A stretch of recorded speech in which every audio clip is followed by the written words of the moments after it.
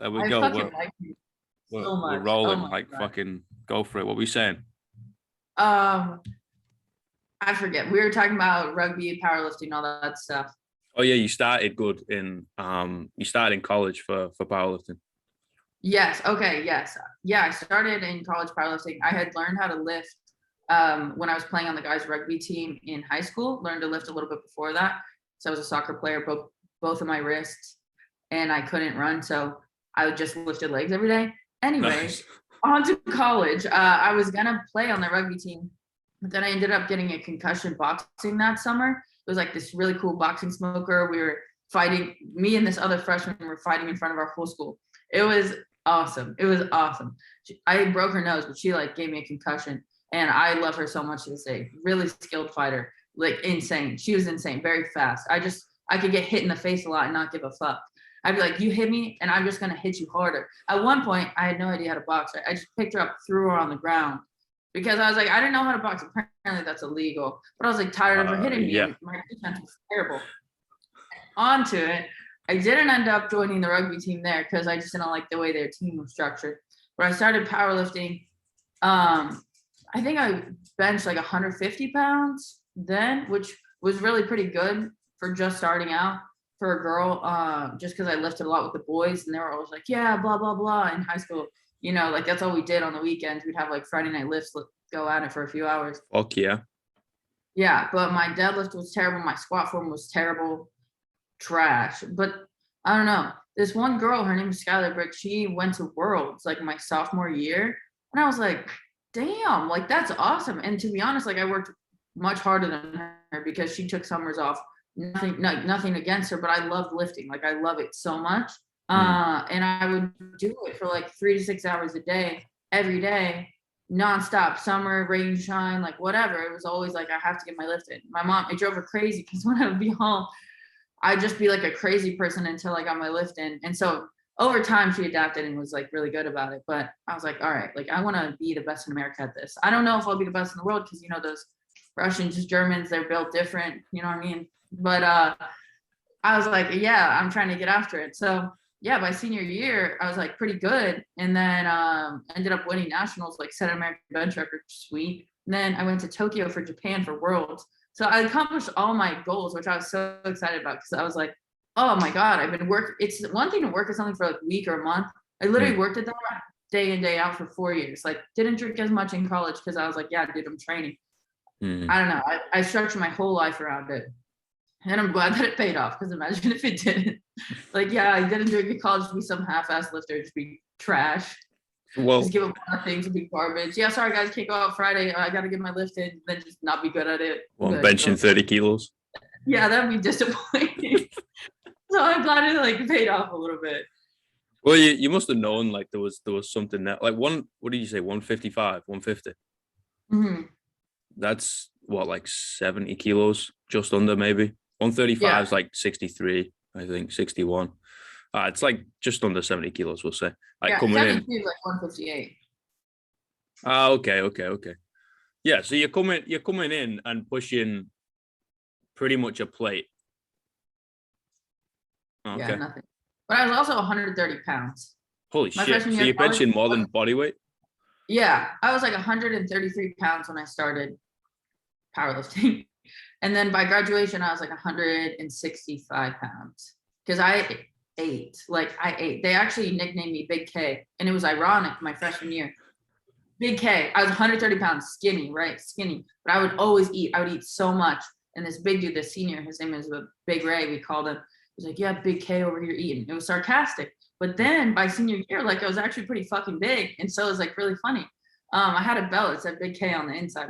My mom made it for me. My mom makes all my belts custom. She's so cute. No way. She gets them done. She doesn't like actually do them. But I have one. It says Katie lifts, and on the inside says No Bull. Because I was obsessed with the brand No Bull. I just love their ethos. Like I think they're really cool. And I have their lifting shoes too. And I just love the concept, like no bullshit. Like just do it. How are the lifters? How were the other lifters on our team? No, the No Bull lifters. Shoes? Yeah. I love them. Oh my God. It feels like a luxury couch on your foot. Like Shit. I had Adidas before and they were good, whatever. But then when I tried those on, I was like, oh my fucking God, this is like the limousine of lifting shoes. I like the way they feel. And honestly, they're stupid expensive. For my birthday, my sophomore year of lifting, my parents got them for me, my mom, my stepdad, and she's like, yeah, I bought one and your dad bought you one because they're really expensive. So they each got me a single shoe, but it like means a lot to me because when I lift, I think, like my Fuck parents yeah. really, my mom especially, like really supported me in my lifting throughout this journey, and like makes me happy to know that they're kind of with me because I didn't get to spend like a ton of time with them because I went to boarding school for high school, and then I spent college on the East Coast, and they live out here in Arizona. So Fuck yeah. it's Like nice. I've tried the no ball like trainers, like they're just this bog standard. Like I think what like the first I've had the fucking trainers. brand they came on, I liked them, super comfy, you Yeah, know, they were expensive as fuck, holy shit. But like yeah, super comfy, like super versatile. It only lasts you a year because like they end up breaking down. But I do coach and train in them, it was kind of like and go out in them literally like in the club. So it was like everything. They were like stained with all types of rum and bullshit. But oh my God, I've never tried the lifters. yeah, come try mine on, maybe your feet will fit. I doubt it. Yeah, I doubt it. They're little. Side note, is it Adidas or Adidas? I call it Adidas, but also I'm not an expert. But you Do also you call call it Garage. it? Okay, because you say gay ridge.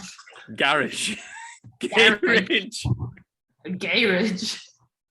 Where's the I'm Y come from? There's no talking Y to in that Con, word. gay ridge. Oh This dear. comes from you. You added it, not me. Nah, that wasn't me. That wasn't me. Don't go blaming me. It's like fucking 6 o'clock in the morning. Don't go blaming me on this bullshit. I'm gonna still be blaming you. I'm sorry. You got to start your Sundays early. I love the Sunday grind. No one's awake. That shit is awesome. Sunday. I'm on Monday. I might as well call me Merlin. I'm in the future. I'm a Oh wizard. my God. You're right. Well, then I'm the only one up Sunday grinding. You're probably out partying, enjoying your life. What, on a Sunday? Get fucked. Are you serious? Every day is a day to party. I go to the beach Sunday mornings on my own. It's beautiful. Oh, that's so It's nice. beautiful, right?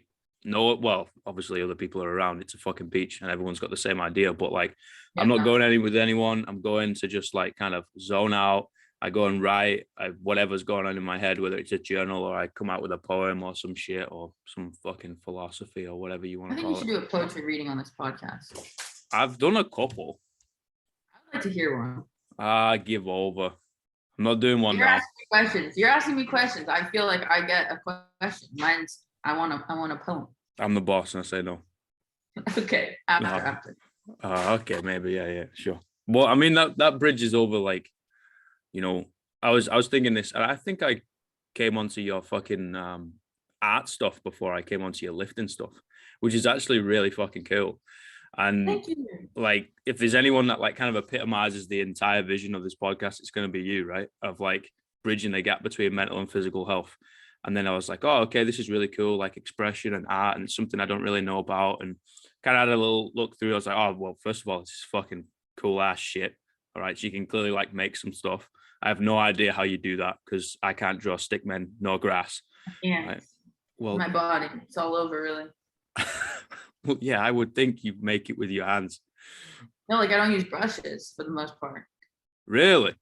Yeah, it's the most elegant finger painting you'll ever see in your life. I'm fucking mind blown. Holy I'm shit. dead on. Legit. Yeah, I literally every time after I paint, I have to spend like 2 hours in the tub just peeling it off myself. But I don't know. I just like it's part of like the visceral thing. It's like I just want to get into it and play with the paint. It's kind of how it started. What the actual fuck? Yeah, Wow. I'm like kind of spazzy and always over caffeinated. So like using a brush, I'm like fuck. It's so difficult. But if I just play with my hands and it creates like better fluidity, I think then I can put stuff exactly where I want it to. I don't know. I love it. Why do you do that? Why do you paint? I thought I was gonna get in trouble actually in college So I was like, shit, I need another indoor hobby, because at the Naval Academy, they put you on restriction and you're like locked down inside the yard, which most of the days you already are anyways, which is why I got prison jack, you know. I could train like a ton, because like, what else am I going to do? I'm locked in this place. I make it sound bad, but to be honest, like, you had like freshman year 12 hours of free time a week to leave the yard. 12 hours, imagine, whatever. So I'm getting yacked, whatever. It's like junior year, I think I'm getting in trouble. I was like, shit, I really need to find something else to do if I do have to stay here all the time. And I really liked wine and canvas, but I didn't drink much in college because I, you know, wanted to support my lifting. Alcohol is pretty bad for that. And I really also didn't like when they told me what to paint, which I realized is the whole point of the thing. Because I would just go in and paint whatever. The lady would be like, you're doing that wrong. And be like, how are you going to tell me it's art? Whatever. So I'm not painting a little tree the way you want, whatever. So I was like, what am I doing? Why don't I just think I just like painting. So I went to Michael's and I bought a bunch of stuff. First painting I made was fucking hideous. Ugliest shit I've ever seen in my life. Literally looked like someone vomited on the canvas. It was so bad. Wow. Second painting, hanging in my mom's house. It was actually one of my favorite paintings. It's really beautiful. It's like a beach thing. I was like, damn, okay. And then I just really liked it. And on my off days, because I love lifting so much and I was absolutely destroying my body, and I refused to take rest days until I was like really overtraining. And I think I like strained my hamstrings a little bit. I was like, shit, okay, like I actually need to take off days, dang it. And so I just started painting on my off days. And then I did it over and over and over again. By senior year, we were all moving out, and Mo Lewis, actually bought my first painting. He was like, hey, I love that. Can I buy that from you? And I was like, do you want to buy it? Because it was like a little expensive to just be painting all the time. And I was like, yeah, okay, man, like, sure, I'll sell it to you. And I just sold them at cost for a while to like all my classmates. And then it kind of picked up. All my classmates were buying them for their first apartments because we were graduating. And I just started posting on Instagram. And then it kind of whipped up from there. And now I have like clients all across the country. And it's so fun. Like, I'm really grateful that people want to buy them because I love making them. So, yeah. Holy fuck. That's rad. You know, it's a fucking crazy story. Like, first painting that you make was absolute garbage. And then now you're selling it across country. Yeah, oh my God, I was so excited. I sold a painting for like 2,300. Woo! And that's, yeah. And like, I had 2 commissions last month that were like $1,000. And it's generally not about the money, because to be honest, they're expensive to make. Like, I don't gross a ton of profit, but I don't care. I was just like, oh my God, like, you like my stuff enough to pay so much money for it. I was so excited. I was glowing all month. I was like, this is so cool, all this stuff. I literally just calculated my profits for the year. Absolute shit. Plus I donate most of it to like RAIN anyways, which is an incredible organization. But I was like, damn, like, you are not good at this whole business thing. You should not quit your day job. Because I was really like, maybe I'll open an art studio. I was like, maybe I will not. Maybe I will not. until they start selling for more, you know, like, my goal, I was like, I want to be one of those artists like Katie Salerni, and people just know who the fuck you are. Like, that would be so cool. But I don't know. We'll see how it goes. It's not really up to me. It's up to the public eye. So yeah, it's all subjective, right? Like, it's what you get from it, and also what other people value it for, right? Yeah, I've seen some abstract art. This cool girl, she paints with a mop, and like, it's very, I don't want to say simple looking, because but it's like one color, a simple design on a fat canvas. And it looks really cool. And she sells them for a fuck ton of money. And I'm like, so you're telling me I could put way less effort in and just mop that thing on there and sell it for I'm like, I would like to get here. I'm still going to put the same effort in. But I was like, I would like to elevate my profits here. Yeah, it's, I'm not going to lie. Like, throughout school, like, this whole artistic expression outlet was just sport for me in training. And I had no idea about art. I thought fucking English was bullshit. Like, I could barely read. It was actually embarrassing. I read like 4 books by the age of like 22. Huh?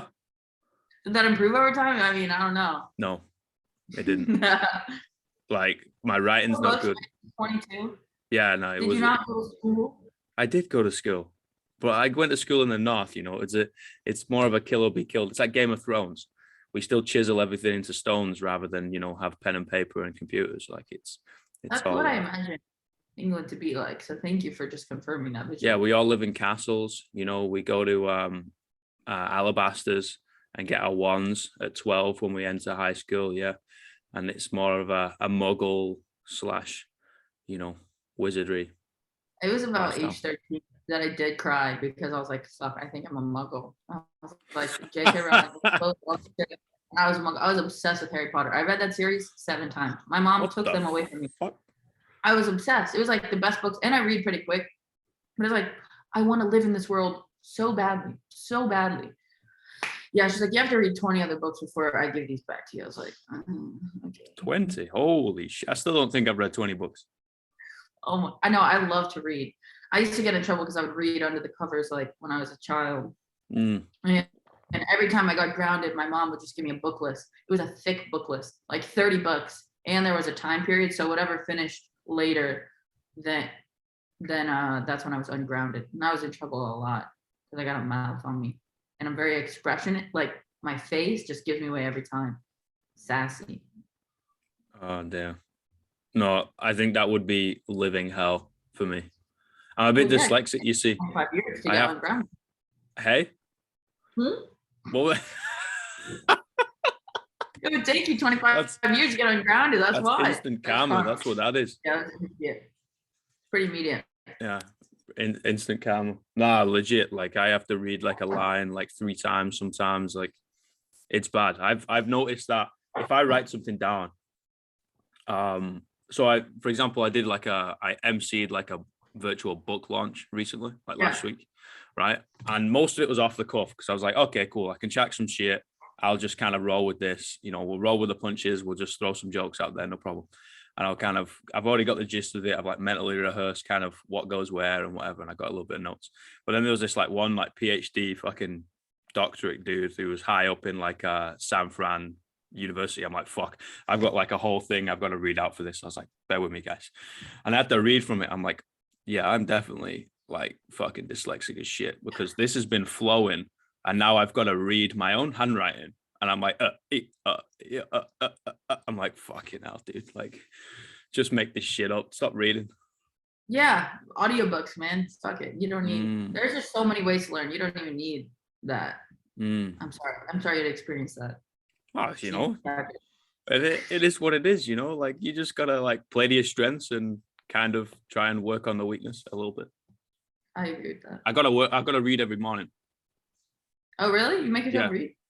I did this. What was I? 20. I think it was 22. I was like, right, Alex, you've read fucking 4 books, right? Cover to cover, you read 4 books. I don't know how you made it here. You read 4 books, and I was like, you want to do some things, right? And kind of upskill your business and help people and whatever. And I was like, well, the way you do that is not fucking academia. You're not an academic bloke, but you need to like read some fucking books. I was like, okay, read 4 pages every morning.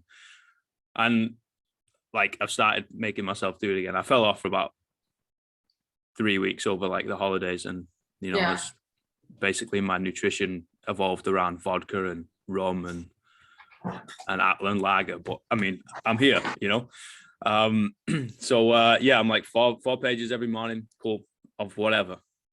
I've got to do it. What do you like to read? Educational stuff. So like nonfiction. Yeah. Like anything, like psychology, business, marketing, economics, like that's what I like to read too. Yeah, the occasional like trash romance, but I just feel like, why am I going to put the effort in to read? 100%. Like I want to get something out of it. I want to learn something. Like if I'm trying to relax, I want to just be outside and playing and stuff like that. 100%. I just recently got Brené Brown's new book. Oh, really? I think she's fucking mega, man. Aw, that makes you so happy. I think she's fucking phenomenal. Like that's awesome. Yeah. So I'm kind of working my way through that. It'll take me about 3.5 years, but I'll get through it. It's 20 pages long. You got it. Thanks for the emotional support. I got you. I'll just be there sobbing like, I can't get past the forward. I'm joking. Okay, when people have long forwards though, like I'm reading this book, 12 Rules for Life. I just started it. Longest forward I've ever experienced in my life. I was like, this is a 200-page book. I had a goal. I want to read 100 pages on my duty day or whatever. Is that the Jordan Peterson one? I'd have to look up the author because honestly, my friend Elijah Ellerman has this account. It's like an economics account on Instagram, and I deadass stalked it, and I looked at all of his books that he was reading, and I was like, yeah, I'm gonna read this. I'm gonna read every book that you have on it. Yes, that one. Yes. Yeah. I I mean, have so far good posture. you I've seen gotten the through good fucking size posture. of the print, Is that troublesome for you? mate? I got like fucking 10 pages in. And I was like, you know what? You're not ready for this, Alex. Like, you need to read some more books before tackling this one. And I brought it. Like, I got this from back home, right? And I fucking brought it to the other side of the world. I was like, Alex, you're going to fucking read this book. I've still not read it, but like, it's too I'll just much. give you the cliff notes. Good to go. Because he does write a lot about things that I'm like, okay, like what are you getting at? It's good examples, it's good info, but I'm like, I think he's fucking ace. I think the dude is so incredible, so smart, especially for like young dudes to show strength and vulnerability at the same time and like kind of like push that as an example rather than like, yeah, dude, like fucking lift this shit, bro, like fuck bitches. And I'm like, oh, God's sake. It shocks me that we ever lived in a world where we didn't value vulnerability in men. Ah, dude. It really shocks me. I'm just why would we do that? Like why would we limit anyone from doing anything or experiencing like the beautiful thing it is to be vulnerable? Like I just think that there's no experience like allowing yourself to be vulnerable with someone. And it's like the scariest thing ever, but also having that level of closeness is I think the most incredible thing I've ever experienced on this earth so far. Yeah, for sure. It opens up like a different fucking door, you know, like, and you can then relate to someone and create a connection on such a different level. Like, what blows my mind is like how we valued men being shut off and closed doored and like one dimensional. I was like, how the fuck is that like valued? Especially when you could have both. Oh, what does vulnerability mean to you exactly? Like, what does it mean to you in your own words, like to be vulnerable? Sitting in a space, whether that is environmental or like emotional, like feeling wise, intangible, that makes you feel quite uncomfortable, which everything inside of you tells you to get the fuck out of Dodge, but you sit in that space because you know you're going to grow from it. And learning more about yourself. I think everyone needs the hard conversations with themselves so then they can have the hard conversations with other people and then they can create a deeper level of connection. Like the problem is like at the moment people are getting forced into hard conversations with other people, right? And they don't have a fucking clue who they are. And I'm like, well, that's not gonna help at anything because it's just gonna cause conflict. And you're basically like an immature mind in a mature body. So go sit in a corner. I know it sounds really daft, but go sit in a corner, be on your fucking own, right? Figure out who the fuck you are, and then come back to the conversation and be like, oh my God, I can now like relate to these people on like such a different level. So I think it's like sitting in your uncomfortable, whatever that is. Like for me, that was feeling like I was, you know, like as with most dudes, it's like, okay, like my instant emotion is rip its fucking head off, right? Because if its head's off, it's dead, and if it's dead, it can't hurt me. Cool, let's carry on, you know. And it's like, well, that's going to help you in like this amount of situations, and like we live in a world that's so fucking vast, so it's like we need to learn how to like, or I need to learn how to sit in that and kind of dig up those like skeletons, punch them in the fucking face, and then finally like bury them for good and be able to create that space between myself and then also like another human being or a group of people to be accepting of my own flaws and limitation and weakness and be like, yeah, man, because I'm fucking human. I'm not going to be perfect. That's the whole point. We're organic, so we're going to decay and die. So we are flawed by nature, and be able to like value that space. What did you do to punch your skeletons in the face? So, how deep do you want to go? As deep as you're willing to go on a podcast. I mean, I know a lot of that can be pretty personal. No, man, like, you ask me a question, I'll tell you the answer. I said this, like, and I'll do this for anyone. What did I do? I now look at it I have the gift of very easily being in like depressive states. So I don't like to say, oh yeah, I fucking have depression. I'm like, well, I don't have it like it's my fucking third leg. You know what I mean? Like it's not part of me. It's just like these things happen, you know? And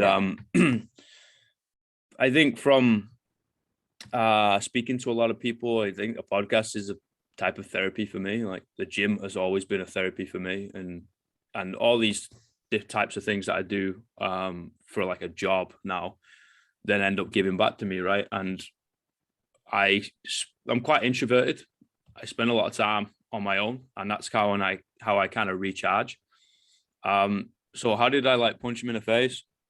Honestly, went deeper into it. So rather than me getting sucked into that like cloud, so to speak, I was like, all right, motherfucker. Like if I'm gonna get dragged through hell, you're not gonna drag me through hell. I'm gonna walk through the gates, right? And I'll be like, let's fucking have you then. Like I'm gonna see the face of the Grim Reaper, and I'm just gonna beat the shit out of it and be like, well, I'm done when I say I'm done, and I say I'm not done. So if you're gonna take me down here, cool. Let's go down here. And it's kind of weird how I like changed the name of the podcast, and it's like the Nomadic Podcast. And there's a few reasons for that, but one of them is like I like going on these like nomadic trips. So usually I feel quite disconnected with either myself, the world, or whatever, right? And things kind of get a little bit too much, as everything does with people. And I'm like, you know what, fuck this. So I delete everything from my phone, like literally everything. I don't tell anybody where I'm going. I don't know where I'm going. And I take like a notepad and pen, and I either drive or walk that way straight. And then if I reach a dead end, I kind of just change the direction and just keep going. And I'll come back once I like feel like I've reached the end, and I'll turn around and come back. And in those times, I basically send myself fucking crazy. Like I'll like dig up, oh, okay, you did this, or this happened to you, or this environment was around that probably wasn't the greatest, or whatever pain that still is there. Like I'm an empath, right? So I feel a lot. Like if you start laughing, I will feel literally in my heart happiness because you're laughing. But if you start crying, I'll be like, I'm hurting because you're crying. Right? I feel that too. It's almost too much sometimes. Oh, 100%. I don't know if you feel it, but I like feel things too hard. So I really avoid like sad TV or like scary TV because it's harmful, because I feel it too much. Legit. I can't watch horror movies. It fucks me up. If anything comes on the telly, I'm crying. You know what I mean? I'm like, oh, I can't stop this. I'm sorry. It's bad. It can be like incredible because you can feel literally like euphoria and fucking divinity of life, or it can go the other way, right? And then you feel the world's pain, and it basically fucking kills you. And I think it's really important too for both of us. Like I'm really aware of who I surround myself with for that reason. Yeah. Oh yeah. And there are people that I've removed from my life because I'm like, your energy is literally killing me. Like I really can't continue on having a great day and being the positive, motivated person that I believe myself to be when you're sucking the life out of me with your feelings. You know what I mean? That's so important. Like, especially when you're kind of in touch and in tune with that sort of side of like people's energy and how people feel, and however hairy-fairy that sounds.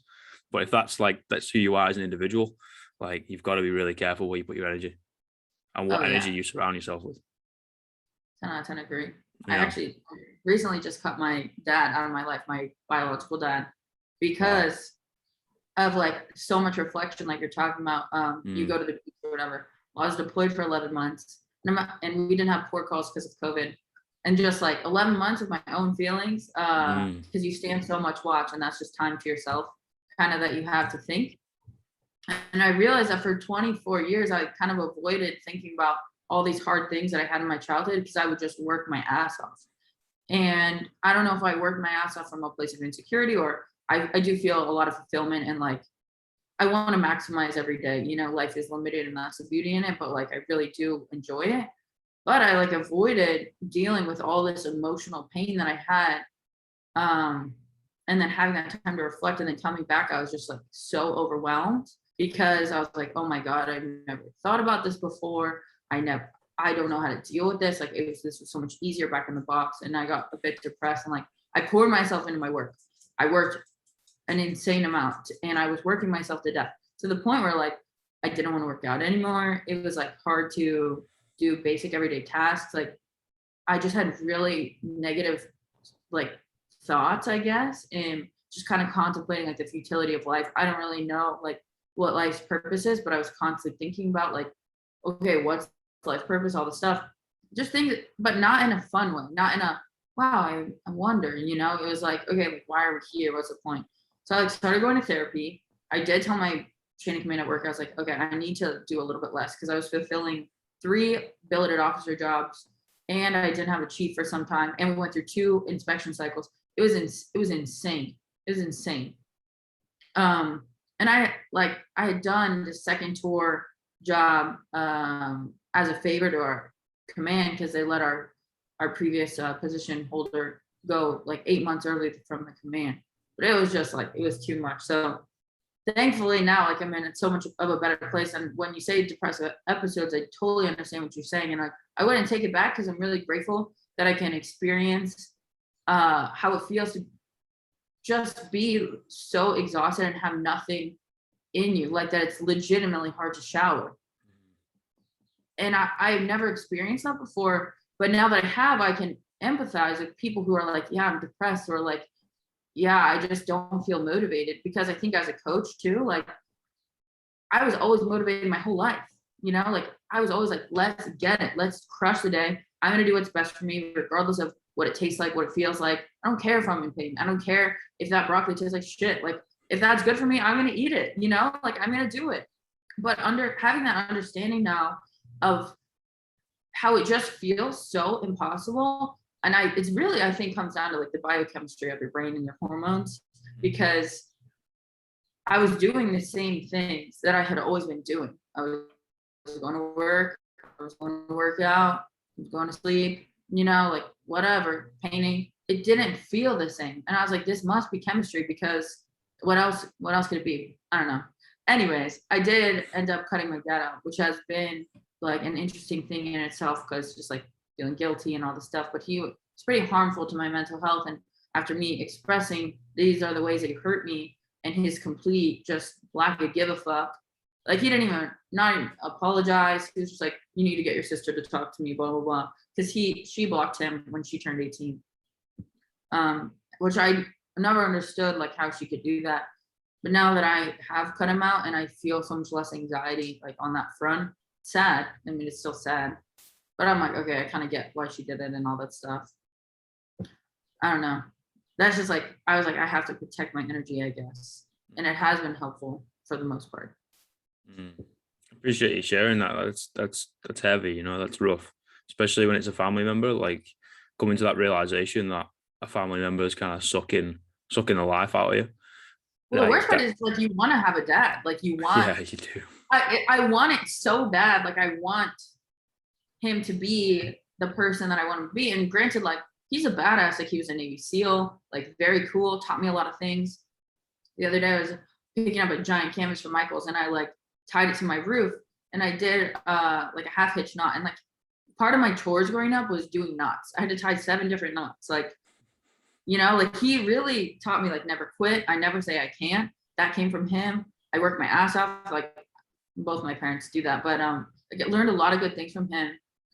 So it's hard to be like reminded of the good that he had in my life, because I just wish that was all of it, but it's really not.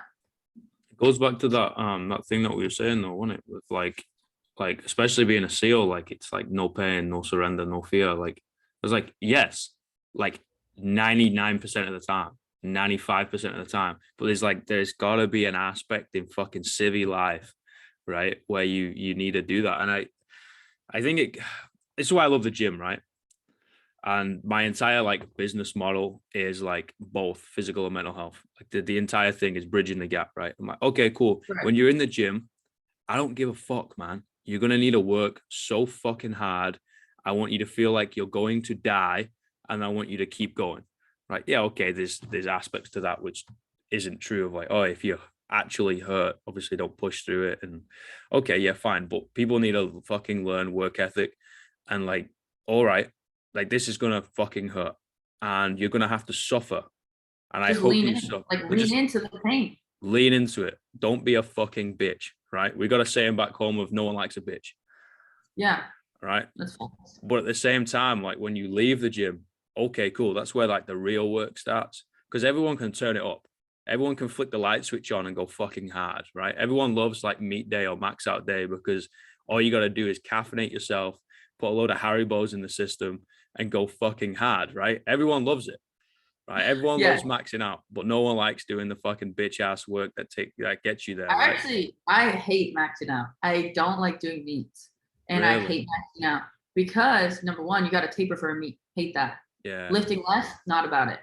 And like for powerlifting, you're like, oh my God, my bones are sore. My joints feel bad. Versus like training, and when you're in that initial cycle where you're doing a ton of reps, oh, I love it. So your muscles are hurt, you're exhausted, but you feel so good. Like you get a massive pump at the gym. When I go to the gym and I'm doing like 3 sets of 1 on squats, I was like, great, my spine feels amazing right now. Like, you know what I mean?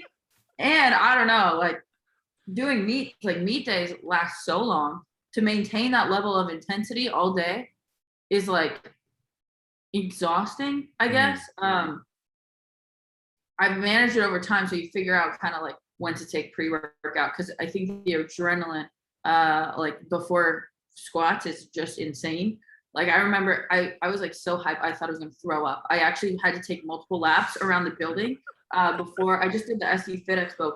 I haven't done a meet in like 2 years because since Worlds or whatever in Japan, I didn't really do like a serious meet because we were deployed and whatever, right? Like the Navy kind of dictates my life schedule. Powerlifting is supplementary. I love it, but Navy's like, it's my job. It's a job. And I was like, I need to walk because I'm gonna throw up. And squats like are always rough for me because it's not bench, it's not deadlift. I don't know what it is. Like my squat is always lagged, especially and my deadlift too. Because I mean, we have to run in the Navy, so like it's just not exciting for me. Like I don't know, but I was really happy because I put up I think like 385. My max total is 395. But literally this week at practice, I was supposed to do 380. And yeah, I was like, you know what, like cool, like just like any other rep. I really try to treat big weight like I treat little weight, but I try to treat little weight like I treat big weight. I really focus on my form the whole time. And I have to actually calm myself down because I'll get so hyped that I'll just want to just send it. Yeah, and that's really detrimental.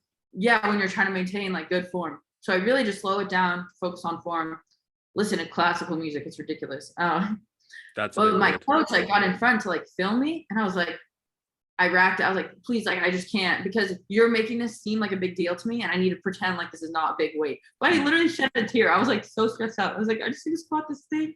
Like, who cries at that? It was a whole thing.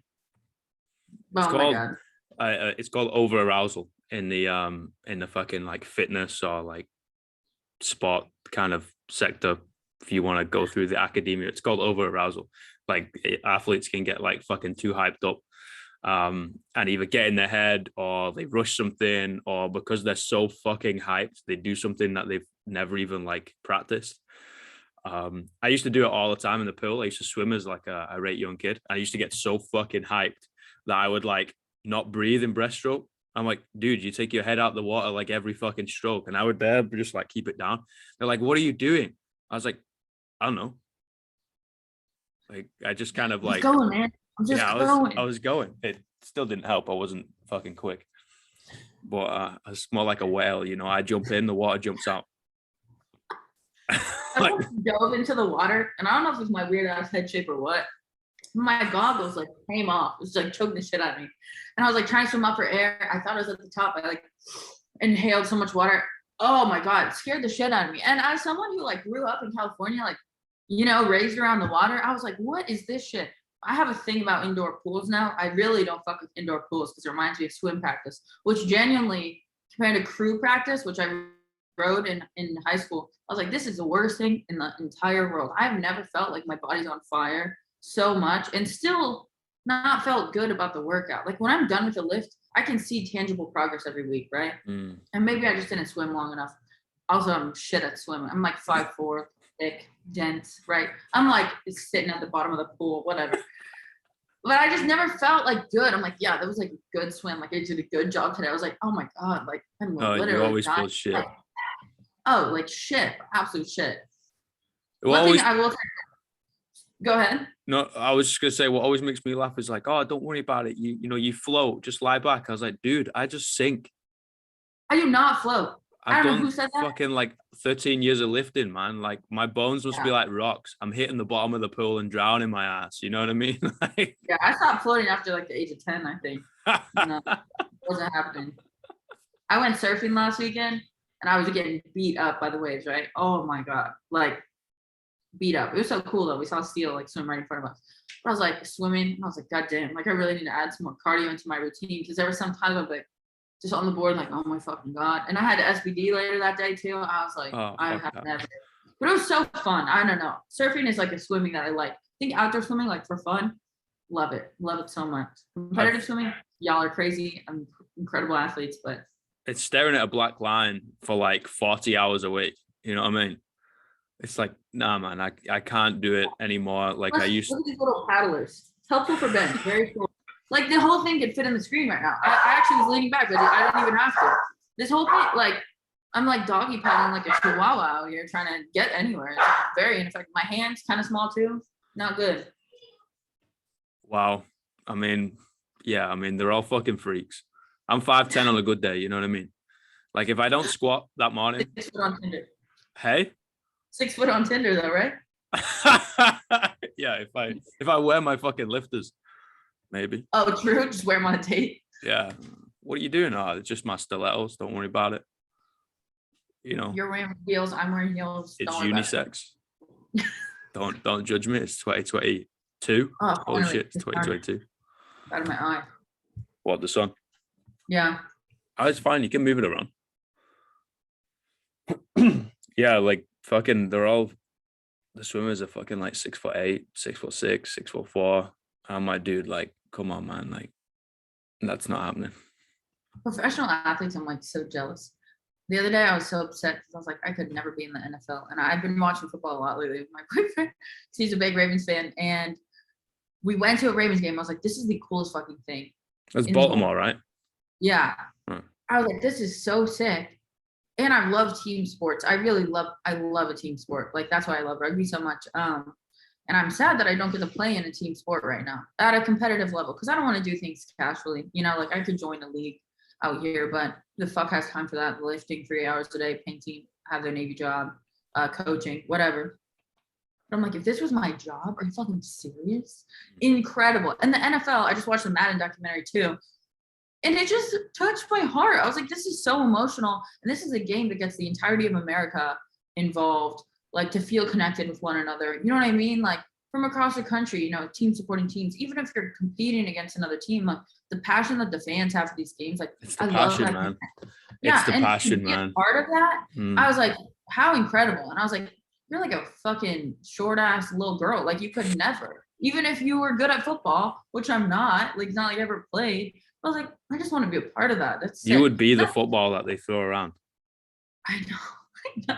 Or maybe the kicker. I could be a kicker. Maybe. Oh yeah, kicker. But oh my God. I think that's like what I love about powerlifting. Because honestly, people like shit on my bench a lot for the arch and stuff like that. I don't really give a fuck. Because I'm like, arch or no arch, like I'm still better than everyone who arches. You know what I'm saying? Like you're comparing apples to apples and I'm better than your apple. So that's cool. That's cool in itself, right? Do I think that it's like a super impressive thing? No, but I also don't give a shit. Like I'm not trying to impress anyone. I just love to do it. And I love the powerlifting community because you go to a meet, people support one another. It doesn't matter if you know the person. It doesn't matter if you just met them. By the end of the meet, you're like, yes, get that PR. Even if they're going to beat you, like you just go out and you do your best and everyone does their best. And like, you can't do better. It's not like a soccer game where someone wins, someone loses. Like I can lose in PR and still have a great meet day. You know what I mean? Fuck yeah. It's something special about strength sports. Yeah, like emphasizing strength and like what your body can do over what it looks like, I think is just so important, especially for women. Like my favorite comments from my clients are like, I am so strong. I'm focusing on this. They start out and they're like, I want a big butt, like I want a small waist, all that stuff. Totally valid. I love to feel pretty, love to feel good about yourself. But then when they're like, I just want to squat this, like I feel so strong this week. really melts my heart because I'm like, you should focus on what your body can do because it will look different your whole life. It's going to change. And what you look like, though, is cool. It's not the most important thing in any aspect of life ever. You know, like your personality, like what you do with your choices, your actions, your body. Like, I don't know. I love that powerlifting emphasizes that. And I'm just so lucky that I got to be a part of that. So I've never really had like body confidence issues because I'm like, I don't give a fuck. Like, just deadlifted this yesterday. I'm cool. I'm proud of myself and how much growth I've incurred over time. You know what I mean? And that's like something to be proud of versus like, ooh, you gained weight. I'm like, ooh, my bench is gonna be way better because of it. You know, over the holidays, like I think I gained like 5 pounds and my bench is flying right now because when I'm heavier, it goes straight to my arms. I'm like, let's get it. Let's go. It's awesome. I love it. My abs are shit right now, but I don't care. You know, who needs abs? You know, like it's just like it's seasonal. I like my abs are seasonal. Like when I want abs, I'll stop eating like shit. It's very easy. Like big Ben and Jerry's fan. If I just stop eating a pint a day, lose weight pretty quick. Shocker. Ben and Jerry's. Well, yeah, that's how I gained like in college. Because I went from like 130, 165. I ate a pint of Ben and Jerry's every single day. Every single day of college. Did you ever do a gains ball? You ever done that? What is that? So there's two ways of doing gains ball, right? There's like the quote unquote clean way, and then there's the proper way. So the clean way, you do like fucking like, you know, mix your protein and your yogurt and all that, and yogurt, not yogurt, right? And then you, I kind of like that. Put all your shit in it, like whatever, like fucking blueberries or whatever, some garbage. Like put some oats in there, some like peanut butter, banana, and all that shit, and then just kind of top it with whatever you want. Fine. Shitload of calories. It's like a dessert. Okay, great. That's the quote unquote clean way. Right. Now the proper way. You get a pint of Ben and Jerry's, right? Yes. You stick it in a bowl. You pour whole milk over it. You kind of make it go a little bit mushy. And then you add whatever you want on top. Usually like, you know, you chop up like a protein bar or something, or you put some like actual chocolate on it, like extra shit. Like you can make it hit like 2,500 calories in a bowl. Like it's fantastic. That's incredible. Well, I would do both. Like throughout the day, I would eat so healthy, like cottage cheese, chicken, that stuff. I really would because I really value my health, but I was finding that I wasn't like gaining weight quick enough, and I was feeling really tired because I couldn't get enough calories in. And like at the natal time, you're a little bit limited just because like you're kind of on their food schedule. So I would supplement with protein and stuff. Like thankfully, Legion supplements like paired with me pretty early on in my lifting career, so they helped me out a lot. But like it still wasn't enough. So then I was like, oh, fuck it. I just cannot eat more chicken. I'm gonna throw up and die. Because your body just can only take so much volume. And you get like 1,200 calories in this much. Comes in a bowl. I don't even have to put it in a bowl. Comes in a bowl. Eat the whole thing. Easy day. The people that take a pint of Ben and Jerry's and a spoon, right? Eat what they want out of it. Put the lid back on and put it back in the freezer are fucking freaks. I'm like, I throw away the lid. Like, what the fuck? It's not even that much. Like, I feel like it's like a cup of, and maybe that's my American like portion sizes right there. But I'm like, yo, like, when have you ever been hungry for dessert and been like, oh my god, I'm just gonna eat like 3 bites. I'm so full. What the fuck? It's like my mom. She'll eat like 3 rabbit almonds, food or something at like 1 p.m. She's like, oh my god, that's like food for the day. It was amazing. What? She's getting better about eating now. But she like, my mom has no appetite at all. I'd be like, Mom, I'm fucking starving. I'm literally dying. My stomach's railing right now. And like I already ate today. I'm like, I'm so hungry. She's like, oh, like, yeah, I haven't eaten today. It's like 1 p.m. She's like, eat a few almonds, good to go. The whole day. I don't really get it. But she's eating more now. So I'm like, we got these things. Okay, this is so cool. I didn't tell you about it. It's a nutrient. It's a continuous glucose monitor, which is incredible. Okay, and let me tell you, we started doing it because my stepdad has like early onset Alzheimer's, right? So we want to minimize his glucose Holy spikes. Shit. That's me. You have that? Well, legit. Like I've had a lot of concussions and like a lot of what was that? Fucking instant cameras coming your way again. Oh, I'm sorry, man who can't read. Figure it out, help your memory a little, you know, stimulating the brain. I can't read, but I can spin off chat some shit. Yeah, you're right. And that's funnier. That's way more entertaining. Exactly. But whatever. So we went home, right? And for Thanksgiving, it was right after my meet, and I kind of give myself a mental break sometimes from trying so hard at life, because I think it's essential that you periodize that, because like making food to cook, like to eat 6 times a day for a whole week, it's exhausting. I'm not always hungry when I eat those 6 times. I just do it because it makes my lips better. Especially because like when I'm focusing on eating clean, it's a lot of volume of food to get inside. It's just like whatever. So like I'm gonna give myself a break, right? My glucose levels when I just ate, according to like how I felt like to satisfy my hunger, were so fucking low. They hit 34 in the night one day. 34. Yeah, I was like dizzy. My workouts were shit. I was like, oh damn it. I like even eating like Thanksgiving food, like pretty high cal stuff. It just wasn't enough. And so when I got back and I started making my meal prep again, focusing on training, it was so much better, like sitting between 80 and 120. I try to get it around 120 when I was like during training or about to train, just so I had that extra fuel for my workouts. But I was like, wow, like that's incredible how this really is making a difference in how I feel and how I can track it with this app on my phone. I just think it's really interesting. So I don't know. That's like kind of how I've used that to optimize my health a little bit. That's really cool. What's it called? It's called NutriSense. NutriSense. Yes, I posted about it because it was some obvious shit on my arm when I was deadlifting. People were gonna comment, so I was like, "Here's what it is," blah blah blah. And they DM me, and they gave me a discount code. I think it's KDLives50. It gives you like $50 from when you sign up for it. So that's cool. Nice. Yeah, that's a really cool idea. Like, especially if you're type 2 diabetic or like early onset type 2, or if you are type 1, you should be monitoring yourself anyway, like fuck. But even if you're not, and you kind of like, oh, I'm like flagging around 12 p.m. or 3 p.m. or whatever, and I can't really understand why, like usually it's not that complicated. Yeah, and you can see like which foods get you a lot higher than other foods, because I think it's very different and personal for each person. Yeah, I think so too. Like nutrigenomics, I think it's called, how your DNA interacts with the nutrition that you consume. Where'd you learn that book? Hey, Where'd you learn that? Definitely not skill.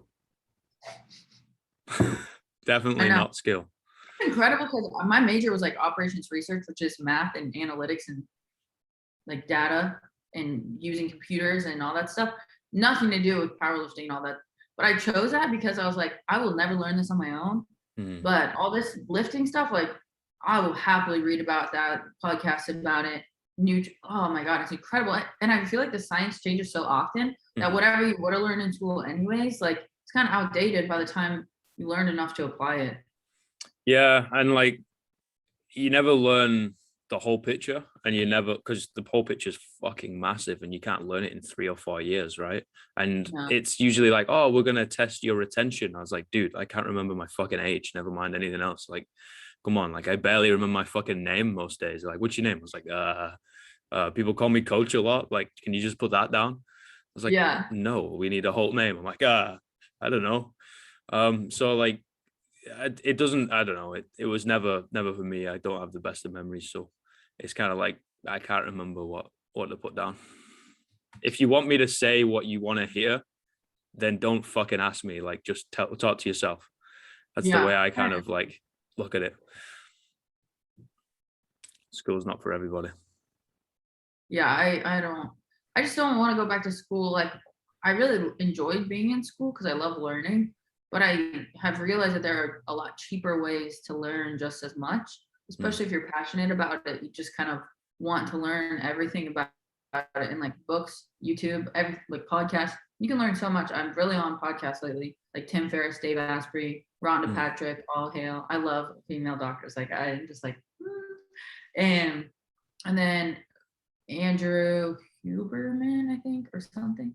I've only listened, I'm like halfway through one of his, but learning about neurobiology this morning, doing my makeup. I'm like, what the fuck? Who needs school when I could just learn this all the time? My walks to work, walks to everywhere. Yeah, it's definitely a cool time to be alive. Like the information available is so vast and diverse. Like you can literally just soak up anything you want.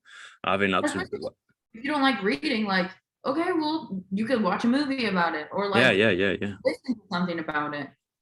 That's mainly how I got started in fitness, right? of like, okay, I'm going to like surround myself with so much information. So subconsciously, I'm just kind of absorbing it here, there, and everywhere. Yeah. Okay. I've done a shitload of qualifications. Yeah. Okay. I've read a shitload for those qualifications and everything, you know, which is fine, and a load of studies and shit. But I find it really, really, really fucking hard to like retain that. I'm like, this is too much words. There's really big words that I have to break down or have to Google the definition. I'm like, I don't know what this is, Yeah. you know? And I'm like, okay, cool. I'm just going to like surround myself with all this. And then the next thing, you know, like just fast forward 5 years or even a year, you're like, whoa, I know so much just because of, like you said, documentaries, fucking Netflix. You know what I mean? You can fucking Oh learn my off God, no. Netflix. Some documentaries on Netflix Pretty good. and some are not good. And so much In college, shite. in college, I had this girl tell me that 3 bowls of spinach had enough protein for her whole day. And she was like, well, I saw it on What the Hell and blah, blah. And she literally used this argument. She's like, well, how do you think cows get so big? All they eat is vegetables. I was like, do you have 4 stomachs? Because cows also have 4, like, and they eat so much. Like, yes, there's like a teeny, probably little bitty amount in spinach. You want to eat a bucket full, a garbage full a day of spinach? Because that's how you're going to get that protein. Oh my God. It's just criminal misinformation. Mm, mm. Yeah, I'm definitely at the stage now where I'm like, okay, man, do whatever the fuck you want to do. Yeah. Oh, but I do whatever the fuck you want to do because, you know, live your life whatever way. And if it doesn't work, hey, maybe try something else. Maybe, Yeah. you know? I suppose. I just think when you're young too and impressionable and you don't know a lot, if you have people telling you like this is the way to live, this is like good for you, all that stuff, and you're really trying to be healthy, like it just sucks that there's so many different, oh, keto's the best, whatever, low carb, high carb, low fat, whatever. Like there's no standardized, and people aren't looking at the science, they're looking at what the latest fat is or whatever. And they're not focusing, they're not doing experiments on themselves, like what works for me, what doesn't. You know what I mean? Like my stomach hurts really bad when I eat a lot of bread, but I can eat so much rice and it doesn't hurt and it doesn't get bloated. Like I was in really a lot of pain, which is why I started meal prepping to begin with, because my stomach was so bloated and I was like, I don't really understand. And this is post-deployment. I think just the land food and like maybe ship food was different in some way. I don't know. But like people don't experiment on themselves nearly enough. They're like I get a lot of questions about this and like, oh, do you have diabetes? I'm like, no, like I just think it's interesting to see how my body responds to like these different foods. Because if I want to optimize my health, like how am I going to do that without doing experiments and like tracking and all that stuff? Fuck yeah. And even tracking your feeling and how you actually feel, right? Never mind like perform or like what the metrics say, like just how do you fucking feel? Oh, I feel a little bit like lethargic when I like, I don't know, have some fucking milk or some shit. Like, oh, hey, maybe I don't know, just throwing this out there, take it out because, you know, feeling like that probably isn't, you know, normal. Oh, but I mean, but this person said, oh, fuck what that person said, you know, like figure it out for yourself, take it out. Do you feel better? No. Okay, cool. That's probably not the problem. Put it back in if you want to drink milk, you know. Do you feel better? Yeah. Oh, maybe stop drinking milk. Maybe.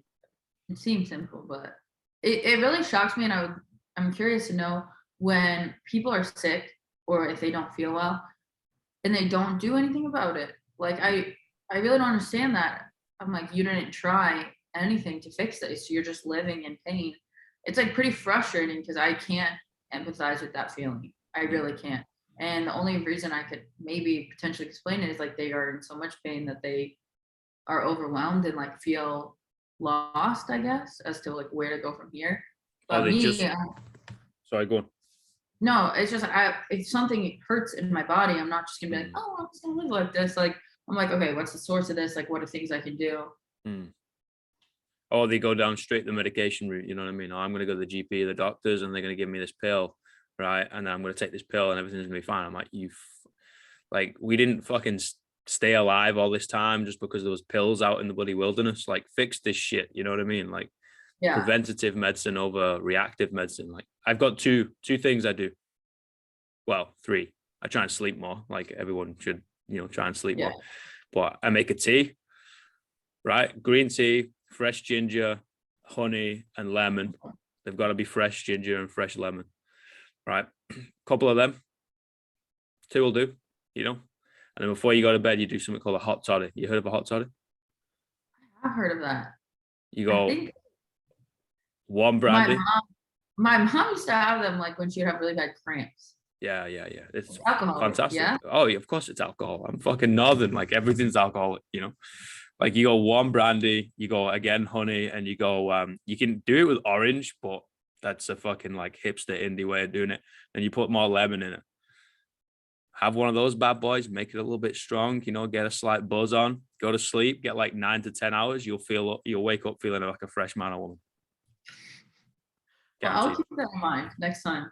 Although, oh my God, it's because I don't drink very often. Like when I do have alcohol, it really messes me up. On New Year's, I was having a good time in DC, right? And I had 4 drinks over a period of 5 hours, and I blacked out a little bit. My first blackout. I'm 25. It was the first time in my life I blacked out. I had a full dinner. I had part of my boyfriend's dinner. You know, like it was a lot, and I was like really spreading it out. Crazy. I was like, well, and I had no intention on drinking again. Like the next day, I was hurting. I was hurting.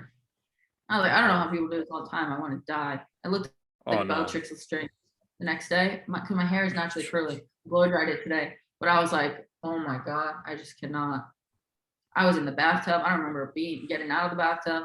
There was luckily like my friend, she had put like a bath bomb in there, really taking care of me. Like I don't like drink with people I don't trust.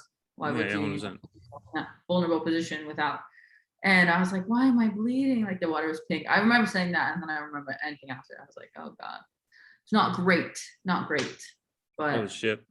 Yeah, knowing your limits, I'm like, well, that's my limit, I guess. 4 drinks on a full stomach. It's embarrassing, but whatever. Yes, it is. I would say cheat day. I eat so much food. I'm never cheat day. Well, like, you know, booze, it depends on the type of booze. I also think it depends on like your headspace going into it.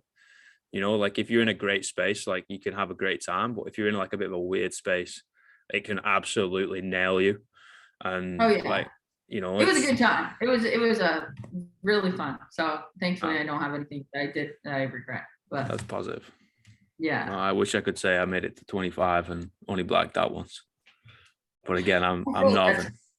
It's a very normal part of people's like college experience. And I'm like, how could you live like that? You have no idea what you did. It's so weird to hear about from other people. I'm like, I never went to uni, so I didn't have that type shit. I was just working. Hey, that's just your lifestyle because you're British. Wow, yeah, I'm northern. You know, like these things happen. Sometimes you go out and you wake up in Amsterdam and everyone's not speaking English, and you're like, wow, must have been a pretty rough night. You know, somehow make it. Hey, it makes for good stories. I feel like. Yeah, exactly. You know, like good people, good stories, good times. Like I've had some fucking insane times in like Eastern Europe on nights out, or like out on a boat around Croatia.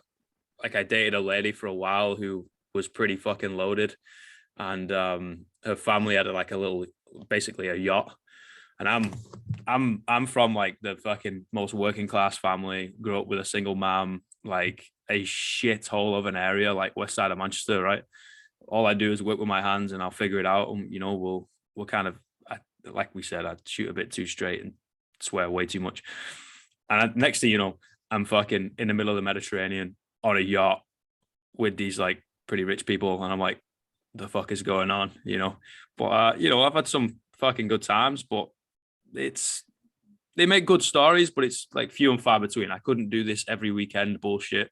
It's too expensive. Yeah. It'll fuck your health. I've always been an athlete. So I'm like, nah, I want to train tomorrow, you know?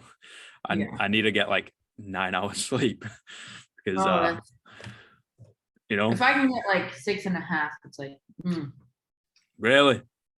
Oh, you're in the Navy, so, you know.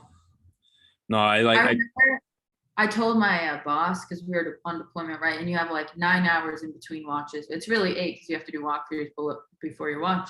And I had the balls to 3. It's like from midnight to 3 a.m. And then you have it again from noon to 3 p.m. But you got walkthroughs before, so you got to start early.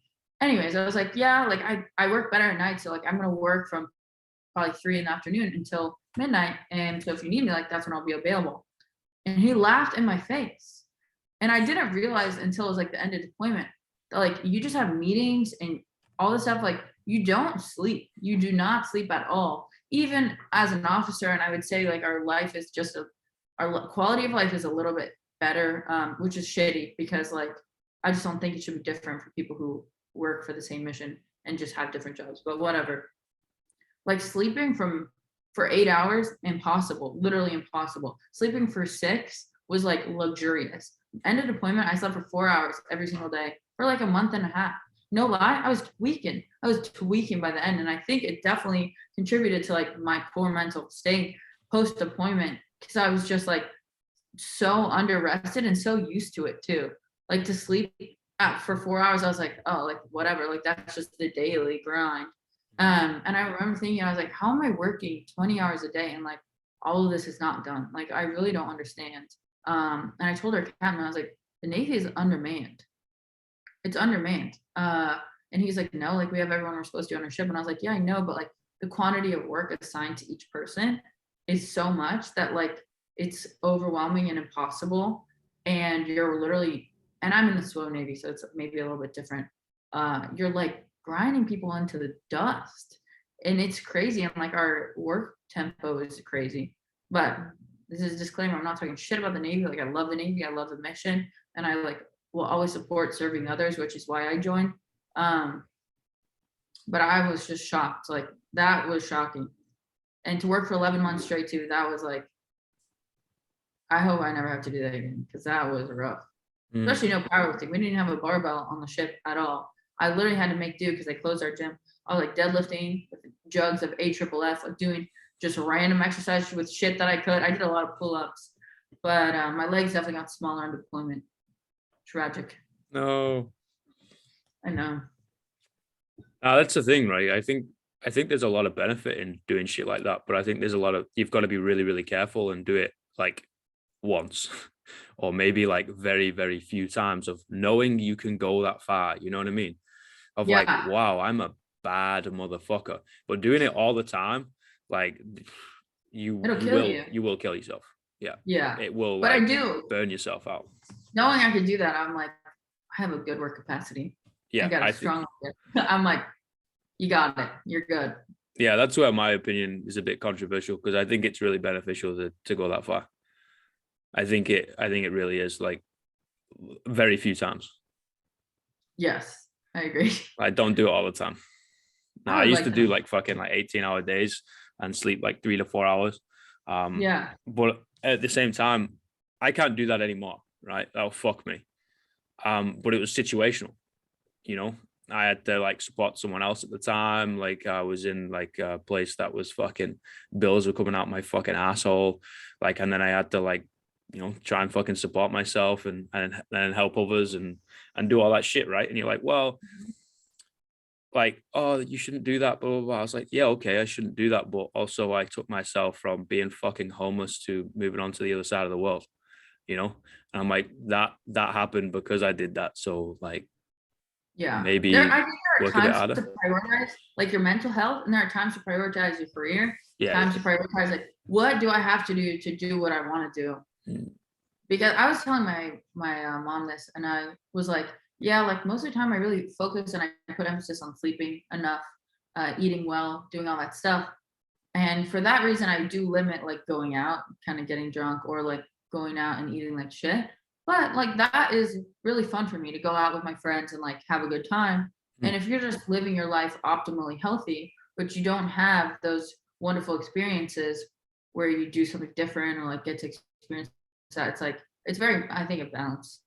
Yeah, and it can start affecting you mentally, right? So it's like trying to like, my life's no fun. I'm just like living in this little gray box day to day doing the work, but you're not like anything for enjoyment. Again, a perfect example of like the entire reason why I do this podcast, right? So I appreciate you for doing your shit and saying it. Of course. Mate, I always finish with 3 questions, right? Okay. And I don't want to take any more of your time. I know we've been chatting shit for ages and we can probably chat shit all day. Or I could anyway, like, because obviously I got better banter than you. Fuck with me. So first one is what's the greatest piece of life advice you've ever received? Put you on the spot. It is by Carol Dweck, actually. I don't know if it's advice. Carol Dweck, fantastic book. Yeah, her book on growth mindset. I think that like that combined with If Not Me, Then Who has really inspired me to believe that I can do whatever I work for. I can do whatever I work for, and if I can't achieve it, then I just am not approaching that thing the most efficiently or effectively, and I just need to change up the way that I'm doing it. So that just like really inspired me to believe like I can do whatever I want to do with my life.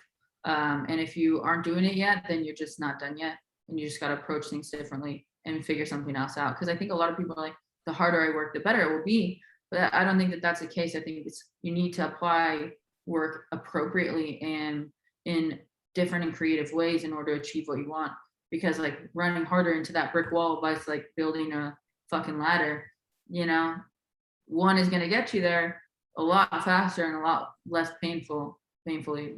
So yes, miss. That's a beautiful way of saying it too. Second one is what's the worst piece of life advice you've ever received?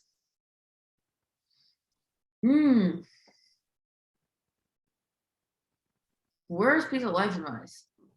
I don't know, because I think you can learn something from everything.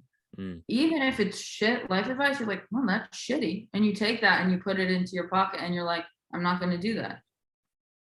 I think maybe like, oh, have a beer, like it's not going to affect you, because in college a lot I would get bugged because they'd be like, oh, you're out but you're not drinking, because I just love hanging out with my friends, so I'd go out, love dancing, whatever, and I didn't mind ever being sober, because I think that if you can't have a great time sober, then you just need to work on yourself until you feel comfortable enough being the drunk person that you are. Like a lot of people are louder, more sociable, more brave when they have some alcohol in their system. Like, why don't you just do that when you're sober? And if you don't have like the fortitude to do that, then fucking work on yourself until you can. So I did it, and I'll be honest, like it was really socially uncomfortable the first few times that I went out not drunk.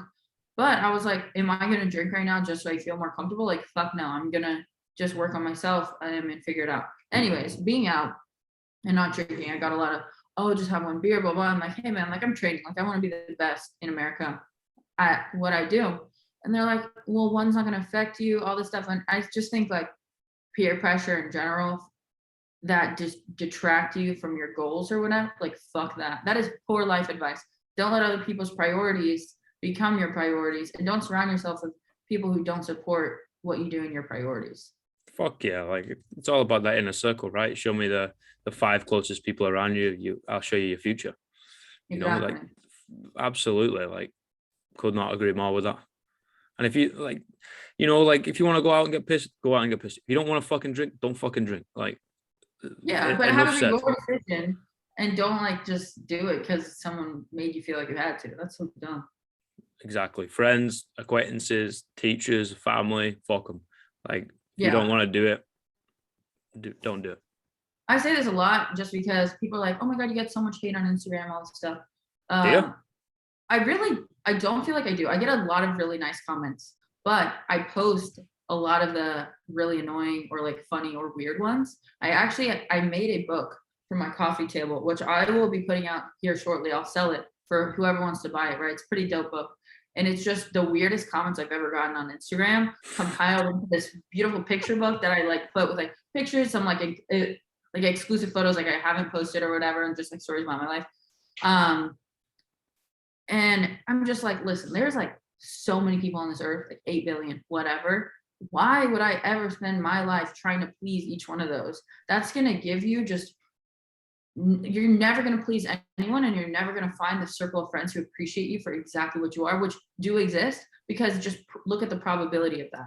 Like there's so many people, there are people like you who like you and appreciate you for what you are. Like if you like talking shit, I fucking love people that talk shit. I love it. I think it's very genuine and fun, and I don't vibe that well with people who are very polished and don't say what they mean. I don't appreciate that, because I think it slows down me getting to know them, and it slows down any progress we might make towards having real conversations or producing real change.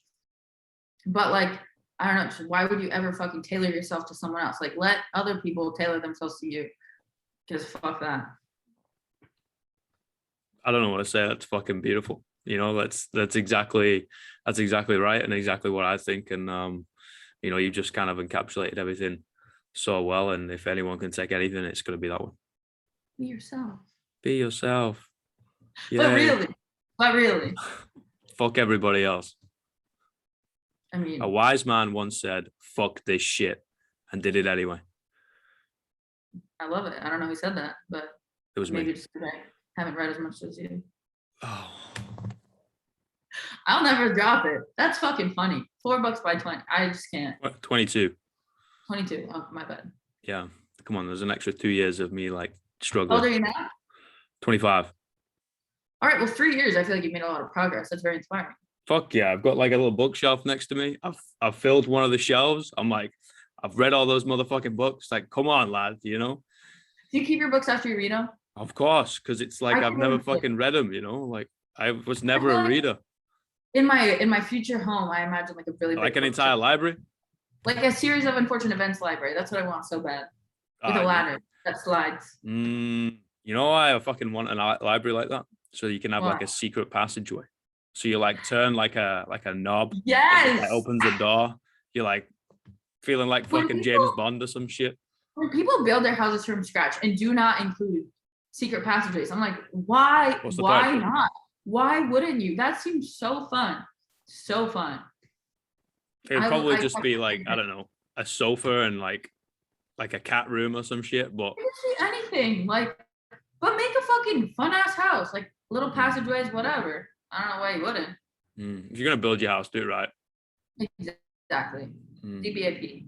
Can't. All right, last question. What are the 3 words you would tell your younger self? My younger self? Can it be 2 words? If you want. Yeah, I would just say never quit. I kind of grew up with that. It's like a steel ethos, but I think it's carried me a really long time. And just like never quit, because I think when you commit yourself to something or you give your word, keeping that is so important. Even if you just say it to yourself, because it builds like not only discipline but integrity within yourself. And I think that's like the most important thing that you can live with. I think that I find a lot of meaning and purpose in life in adhering to my values. I find myself happier in life when I do things in accordance with my values. And whenever I like don't quit on myself, don't quit on something I've committed to, I feel like that just reinforces the fact that I feel disciplined or motivated or successful or accomplished, and that makes you feel good. And I think everyone deserves to feel good, and that more people should keep their word and not quit at things. So have a bit of integrity, right? And you gain a little bit of confidence for yourself, and you feel proud of yourself rather than relying on external factors being proud of you. Like, no, fucking make yourself proud. Period. Thank you so much. Appreciate your time. Yeah, it's been great talking to you.